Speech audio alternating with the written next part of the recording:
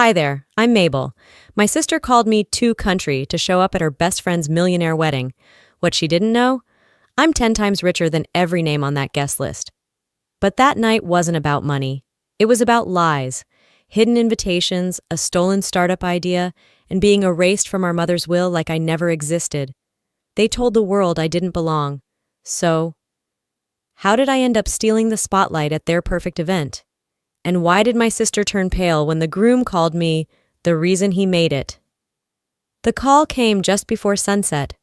I was in my kitchen in Austin, swirling tea leaves in a mason jar. Something I did when I needed to think. The number was familiar but unexpected. Mrs. Ivy, our old neighbor from Lexington. "I found something in my mailbox," she said. "It's addressed to you. Cream-colored envelope. Looks fancy." She read the return address and my stomach turned. Travis Burkhead's firm, not Charlene, not Carla, Travis. That invite should have reached me weeks ago. Charlene must have intercepted it. I could hear her voice now. "Why would you even want to come? It's not your scene."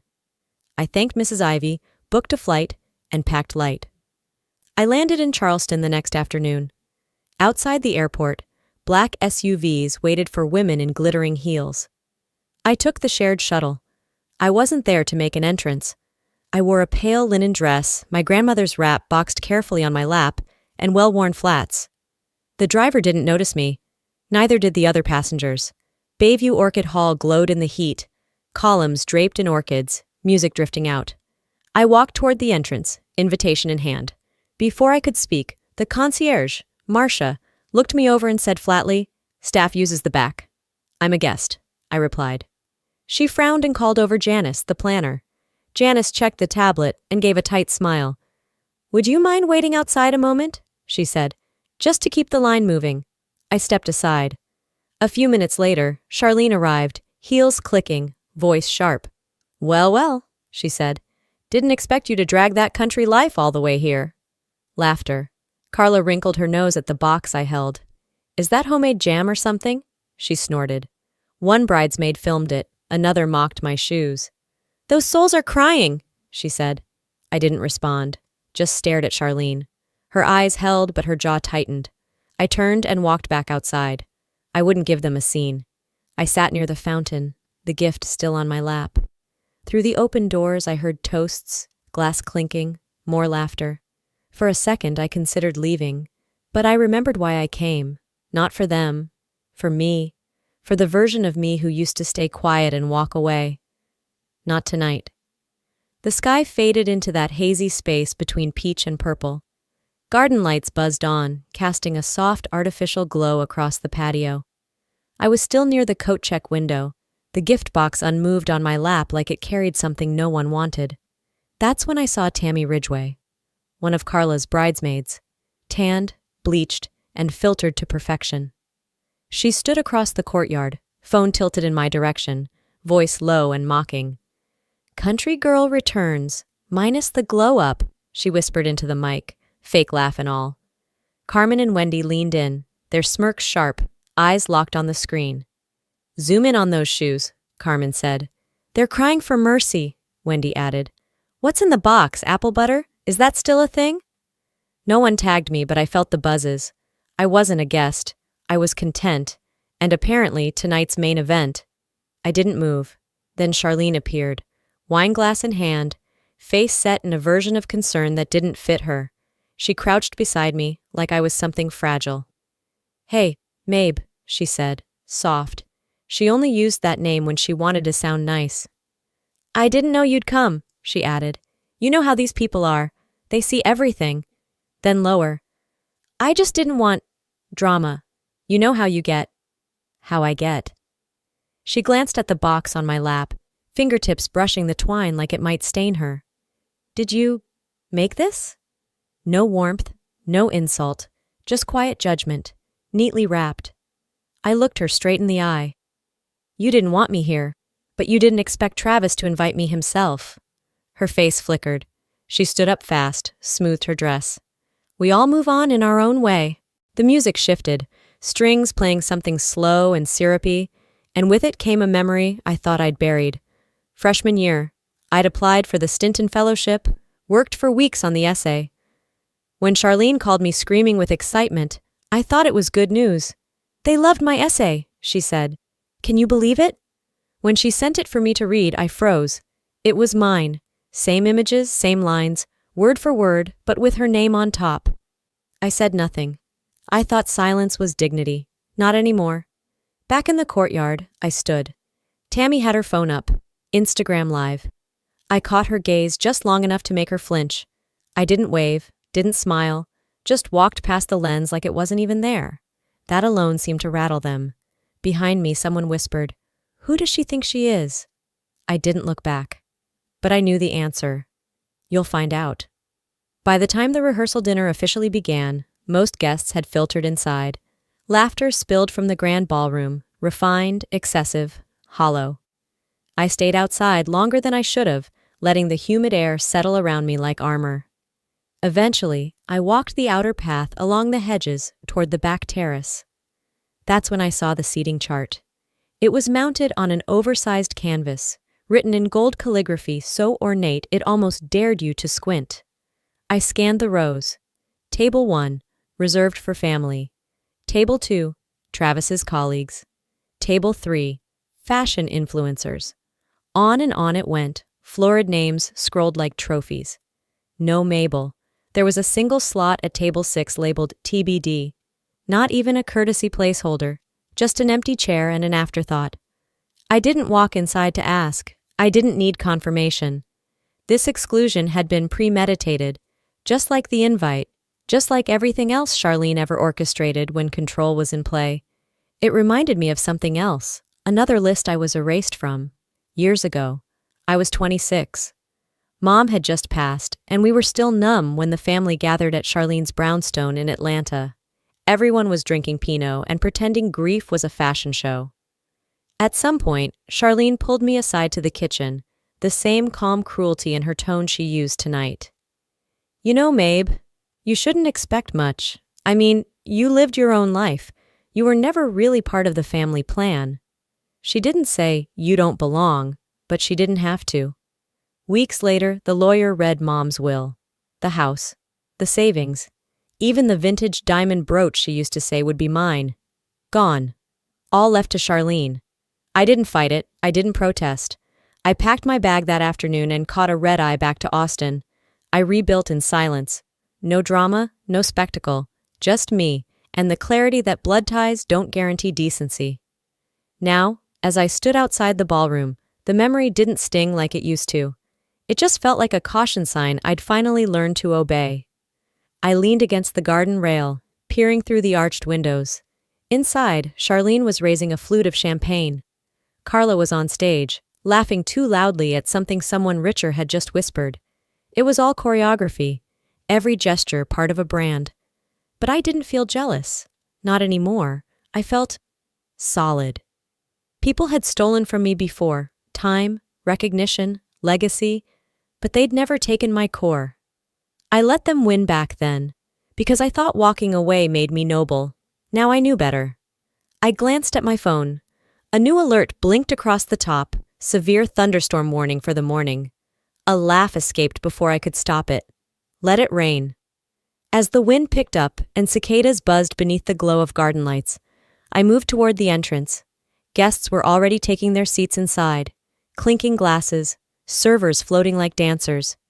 I stepped into the path leading up to the ballroom, gift still cradled in my arm, posture straight. I didn't feel like a threat. I didn't even feel like a guest anymore, but someone else clearly thought otherwise. "Excuse me, ma'am." The voice stopped me short. Marcia, again. This time, she didn't even attempt to smile. "I'm sorry, but your name still isn't on the list. We can't let unregistered guests pass this point." I reached into my clutch and pulled out the envelope. It was the same one Travis's office had mailed. Cream with gold foil, sealed twice. "This was sent directly from the groom's company," I said calmly. She didn't touch it. "I understand, but we were given very clear directives." As if on cue, Janice appeared from the side hall, tablet in hand, and attitude sharpened like a blade. "Mabel Hembry?" she asked, barely looking up. I nodded once. "I'm going to be honest with you," she said in that saccharine firm planner voice. "We received a private request earlier this week. asking that your place at dinner be withdrawn. The seating chart was finalized last night. We weren't told to expect you. I looked directly at her. Let me guess. Private, meaning not from Travis. She didn't answer. Charlene had been busy. You're drawing attention, Janice added, glancing behind me at the couple pausing to watch. I met her stare without blinking. Not as much as you think. She didn't respond. Just tilted her head at the two security guards who had quietly flanked the corridor. They weren't aggressive, just there. A wall with matching ties. May we escort you back to the outer gate? One asked. I looked past them into the ballroom. The chandeliers sparkled like someone had thrown 1,000 diamonds into the air and frozen them mid-fall. Charlene was laughing beside Carla, her hand on the bride's arm like she owned the place. I could have shouted something then, called her out, shattered the illusion. But that would have given her exactly what she wanted, a scene. Instead, I nodded at the guards. Lead the way. As we walked, I heard the murmurs grow louder. Who is she? Was that her sister? Is she crashing? The phones came out again, subtle and shameless. But I kept walking, one foot then the next, chin high, shoulders even, no tears, no tremble. Outside, the air was thicker than earlier. Storm on the horizon, maybe. I stopped just before the outer gate, turned slightly toward Janice, who was watching from the portico. You should bill the bride for this, I called. The cost of what you just allowed won't show up on your balance sheet tonight. But tomorrow? That'll be a different story. I stepped to the welcome table and gently placed the box down. Still wrapped. Still beautiful. Still mine. The twine bow hadn't moved. I turned from the welcome table and started walking toward the front gates. The estate lights cast long shadows across the gravel, and the air carried that pre-storm buzz, like everything around me was holding its breath. My heels scraped lightly on the stone as I reached into my purse to call a ride. Mabel! The voice hit harder than I expected. I paused. Travis Burkhead was jogging across the lawn in a tailored tuxedo, tie askew, hair slightly damp with sweat. His face looked like he hadn't blinked in minutes. I didn't know you were here, he said breathlessly, slowing to a stop. Why didn't anyone tell me? I held his gaze for a moment. Maybe ask the bride and my sister. He ran a hand down his jaw, visibly shaken. You weren't on the list. They said you declined. I never got the invitation. It was sent to my childhood home. Intentionally. His eyes widened. I swear, Mabel, I had no idea. I let the silence settle. Then he said it. What should have been said years ago. You gave me everything when I had nothing. He looked down, almost ashamed. 7 years ago, when nobody would touch me, you sent me a $15,000 check. I didn't even ask. You just believed. You didn't owe me anything, I said, my voice steady. I owe you everything, he corrected, louder now. There's no cloud crown, no IPO, no wedding, nothing, without that start. His voice cracked slightly as the ballroom doors opened behind us. Light and music spilled out. People turned. Some already had their phones up, filming. Travis didn't lower his voice. She's the reason I'm standing here, he said, gesturing toward me. Not the investors, not Carla, her. Someone near the door gasped. Carla stood frozen in the doorway, one hand still on a glass of wine, her expression sliding into panic. I didn't move. But inside, something shifted. Charlene appeared next. She stormed down the steps toward us, face flushed with something between fury and fear. Travis, this isn't the time, she hissed, grabbing his elbow. People are watching. You're embarrassing Carla. You want to talk about embarrassment? I said quietly, turning toward her for the first time that night.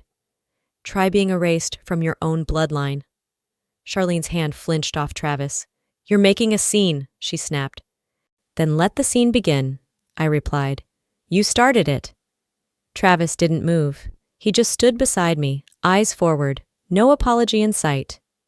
After a few tense seconds of Charlene frozen in place, Travis leaned over and said quietly, Come with me, just out back. I think you need a breather. We cut through the hedged path around the ballroom and slipped onto the side terrace. Soft jazz floated from overhead speakers. A few guests were out here nursing drinks or sneaking cigarettes, too polite to stare. I let out a breath I didn't know I'd been holding. But then, another voice cut in. Mabel? I turned, stunned.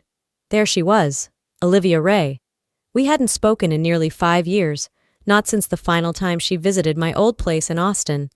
She was now with Vero Capital, a name I'd seen tagged in Carla's LinkedIn brag posts.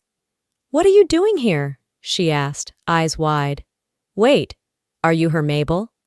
I nodded slowly, uncertain. She stepped closer, lowered her voice. "I had no idea you were connected to all this. I thought you were off the grid." My spine straightened. "Not off the grid, just quiet." Then Olivia's voice dropped even lower. "You know that pitch Carla's been flaunting? This whole Revive brand she built a few years ago?" My silence said enough. "It's yours," she said. "Or at least it was. Remember that campus hackathon, 2016? You showed us that blueprint over tacos." My pulse kicked. I remembered. The layered wellness app model. My model. I'd shared it casually during a study break, never thinking it'd leave the table. "She pitched it 2 years later as her own," Olivia added. "Filed the trademark. I pushed back, but they made me sign an NDA when they hired me. It's been eating me alive ever since." I blinked, absorbing it in waves. Travis had drifted to the terrace edge, giving us space. He didn't need to hear to understand.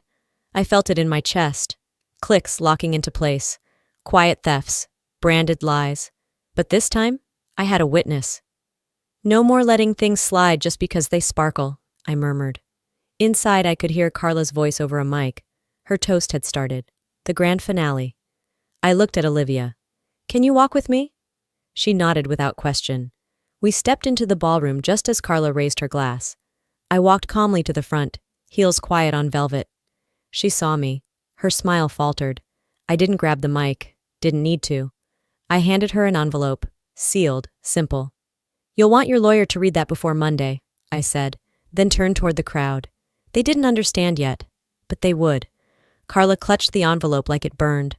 Her smile was gone, and in its place sat something I'd never seen on her face before. Uncertainty. The ballroom hushed. The clinking stopped.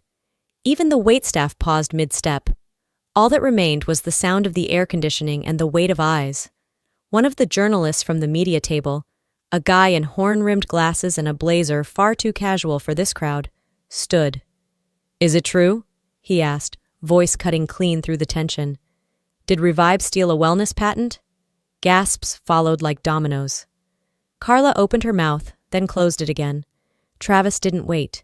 He stepped forward, his voice louder than I'd ever heard it. "Mabel is the reason this company, this entire night, exists. I didn't build it alone. None of us did. And some of you," he scanned the crowd, "owe her far more than silence." I didn't flinch. I looked straight at Charlene, whose wineglass was now trembling just slightly in her hand. "You judged what I wore," I said, calm and clear, "what I brought, where I sat. But never once did any of you ask who I was." That's when the screen behind the stage blinked, flickered, then lit up. Photos rolled across it. A school library ribbon cutting, a rural clinic opening, a headline from Forbes, the anonymous investor behind 3 rising Fortune 100 techs. A quiet wave of awe moved through the room. Ruben must have triggered it remotely. It was the truth, just without glitter. I wasn't trying to steal their spotlight. I was correcting the credits. But even as they watched, my mind drifted back, not to a boardroom but a cafeteria in Kentucky. I was 16. I'd won the state science fair, first place. For once I'd felt worthy. But backstage, my mother had pulled me aside. "Let Charlene accept the award," she'd said softly. "She needs this more than you. You'll be fine." That was the first time I learned to disappear for someone else's comfort. Now, I was done fading. As murmurs spread, Carla stepped back, bumping the mic. Charlene moved forward, ever the fixer. This is getting out of hand," she muttered, shaking her head. "Mabel, this isn't about you." I turned steady and unblinking. "That's the only thing you've ever said that's true," I replied. Guests shifted, a few left. One woman whispered, "She's the real one." I didn't chase applause. I never had. But I wasn't walking out this time. Tomorrow, no one will know their brand. But they'll know my name. Carla tried to recover. She laughed, a high, glassy sound that fell flat against the silence. "I think we've all had enough drama for one night," she said, voice tight. From the back of the room, someone started clapping. Slowly. Then came another, and another. But it wasn't for Carla. The applause wasn't celebration. It was mockery. A few people chuckled. Then the sound swelled into laughter, not joyful, but brutal. Carla's smile cracked. I could see the muscles twitch in her cheek as her public image buckled. One man near the doors muttered, "That's what happens when your empire's built on Instagram filters and borrowed brilliance." Phones lit up again. Sponsors left mid-meal. A champagne flute hit the floor near table 9 and shattered, but no one turned to look. They were all watching her crumble. Charlene, always the cleaner, surged forward and grabbed the mic. "Let's remember what this is," she said quickly. "A celebration of love. This night wasn't meant to—" I stepped closer. "You don't get to tell this story anymore," I said. "Not here. Not now." She froze. "You call this love?" I asked, sweeping a glance over the scattered crowd. "Then maybe you've never really seen it." Silence returned, this time carved out of discomfort. Janice, the planner, walked up to the platform. Her voice was steady, like someone used to extinguishing fires, but this one she didn't try to save. "I've organized over 200 weddings," she said. "This isn't love. This is ego, performance, spin." She turned to Carla. "As of this moment, we're terminating our service contract. Your brand is no longer in alignment with our values." There were actual gasps now. Carla's face drained of color. She tried to speak, but no words came. Charlene snapped at Janice. "You can't just walk out mid-event." But Janice wasn't listening. She handed her headset to an assistant and walked straight out the doors. Carla stepped down, heels shaking, face ashen. Charlene followed in her wake, whispering something angry that got drowned by murmurs. Then Ruben's name appeared on the projection screen. A pre-written message blinked in clean Helvetica across the display. "Mabel Hembry is co-founder, lead investor, and the logistical partner responsible for tonight's venue. Any inquiries may be directed to her office." That was it. Just facts. Truth didn't need drama to land. I didn't gloat. I didn't smirk. I just stood still as the world reset around me. They didn't invite me. But I showed up. And now, I'm staying. The ballroom lights dimmed behind me as I stepped into the humid night. A breeze rolled off the water, carrying the scent of salt and jasmine. I didn't rush. There was no reason to. The valet line was shorter now. Most of the guests had already fled, some red-faced, some recording, all pretending they hadn't seen what they saw. Travis caught up to me just before I reached the curb. His tie hung loose, jacket unbuttoned, hair mussed like he'd run a marathon in his own life. "I wish it had been you beside me tonight," he said, voice low. I looked at him, not with anger, but with finality. "It still can be. Just not here. Not like this." He nodded, then stepped back into the glow of the porch lights without another word. The driver opened the car door, but I turned to glance back once, not at the people, not at the building, but at what I'd reclaimed. At Charleston Airport, the news screens were already cycling headlines. "Influencer's wedding implodes amid lawsuit and fraud allegations." "PR exec Charlene Garlow removed from ethics committee following scandal." "The woman behind the curtain, Mabel Hembry and the quiet rise." I didn't need to read them. I knew. No one called me. Not Charlene, not Carla. But I didn't expect them to. That kind of silence? It was familiar now. Somewhere over Louisiana, I listened to a voicemail from Ruben. "You stood tall, May," he said. "Quiet power shifts the loudest rooms. Come home." When I arrived in Austin, the sun was barely rising. The city still slept. I dropped my bag inside the doorway and walked straight to the quilt box. The one I'd carried across states for a moment that never came. Carefully, I peeled back the wrap.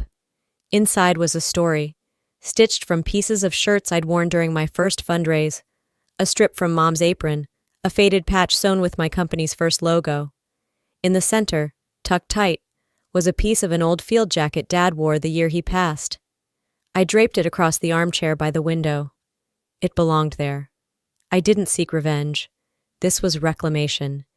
Even after all that happened, I didn't walk away seeking revenge. What I wanted was clarity, to reclaim what was mine, and to show anyone out there who's been told they weren't enough. You are. You don't have to wear labels or shout to prove your worth. Sometimes the quietest person in the room holds the loudest truth. Family doesn't always mean fairness, and blood doesn't always equal loyalty. But healing? That's personal. And it begins the moment you stop asking for permission to exist fully. So, if you've ever been laughed at, dismissed, or pushed to the side, I hope you remember this. You don't need an invitation to take up space. Sometimes the most powerful move is showing up, unapologetically. And now, I want to hear from you. Have you ever been underestimated by someone close to you? Did you ever prove them wrong? Or are you still waiting for your moment? Let me know in the comments. If this story hit home for you, drop a 1 in the chat or tell me where you're watching from. And hey, if you didn't like this video, that's okay too. Just let me know why and where you watched it from. We grow through honest stories and real talk. Want more stories that speak truth and healing? Hit that subscribe button and be part of the journey. Because I promise you, the next story might just be yours.